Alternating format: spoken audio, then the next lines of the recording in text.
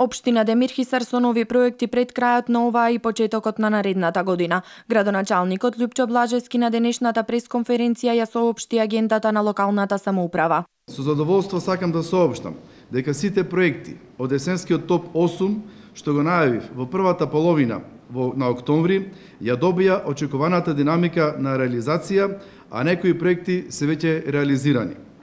Тоа е само еден доказ за нашата исполнетост, но и внимателност кога ветуваме пред граѓаните.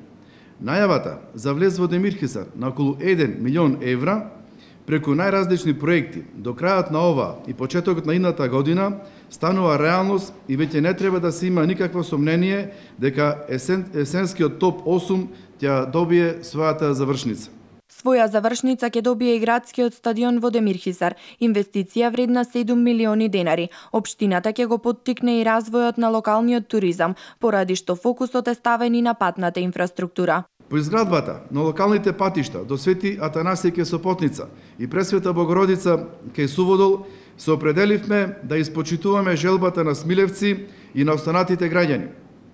Ќе градиме нов асфалтен пат до манастирот Свети Петар ке Смилево во должина од 5,8 км. За ова капитална инвестиција обезбедивме средства од Светска банка во износ од 28.830.570 милиони денари, каде што поголем дел од средствата се оформа на грант, а еден помал дел го обезбедивме како кредит.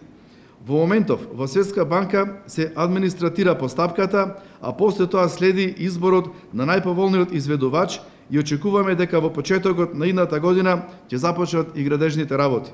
Во соработка со Центарот за развој на Пелагонискиот плански регион, Блажевски ја најави и реконструкцијата на градскиот пазар. Пред почетокот на новата година ќе најавам уште една инвестиција која што досега не беше спомната во ни една моја изјава, нити пак во проектните приоритети, а такво место заслужуваше.